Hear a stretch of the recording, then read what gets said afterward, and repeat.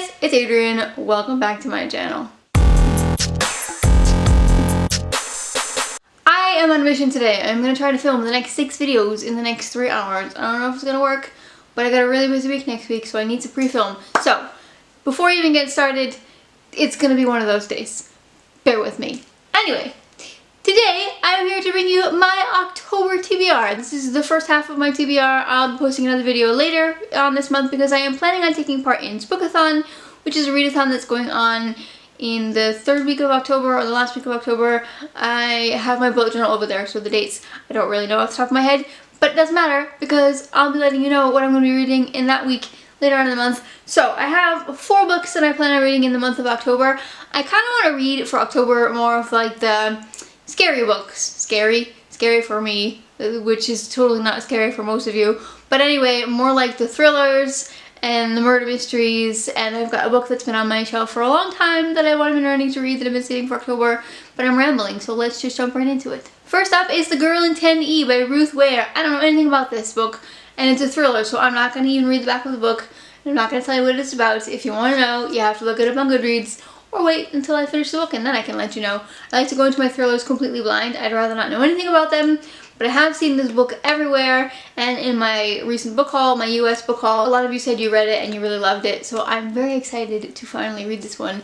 It has like a creepy vibe to it. Hopefully I won't have nightmares, but yeah, we'll see. Next up is a book that I got just before I started my booktube channel, and that's Nevernight by J. Kristoff, and it's been sitting on my shelf for forever. I remember when it just came out, I was seeing it everywhere and I really wanted to read it. I picked it up in like November of last year or October of last year, and I just never got around to it. So I am very excited to read about this one. Again, it's kind of dark and spooky. I know it's about an assassin.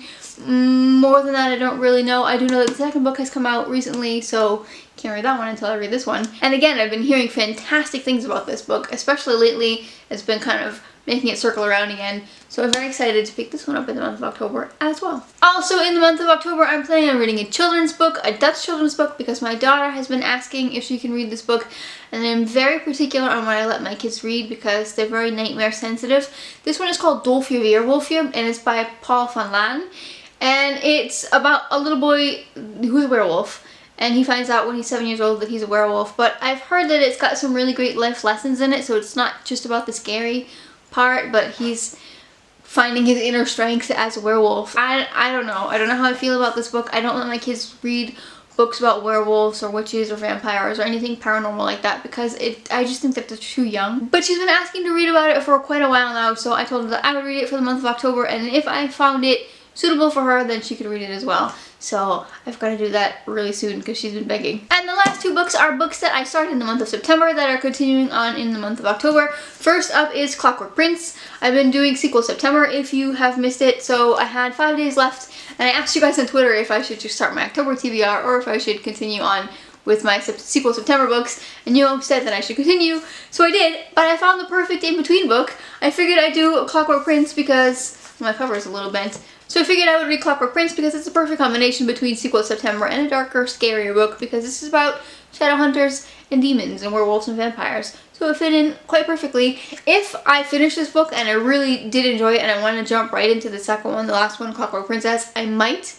But I'm not going to put that on my TBR because I don't know if I will. But we'll see. But as of right now, I am 183 pages in, and I still have 2 days left of September, so I'm hoping that I can get a good chunk of this book done. I definitely won't be able to finish it, but I'm hoping that I've only got like 100 pages left by the time October comes. And finally, for the month of October, this doesn't really fit into my spooky book month, but I do want to finish the book that I started in September, is An Echo in the Bone Day by Diana Gabaldon. This is the 7th book in the Outlander series. Guys, this book is huge, but I am already 489 pages in. I've been kind of switching back and forth between this is audio and reading. Mostly I've been doing audio, but every now and then I'll read a chapter from the book itself.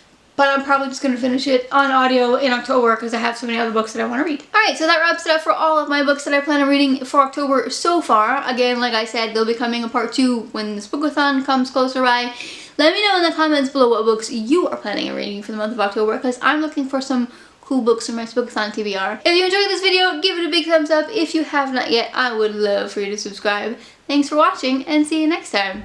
Bye.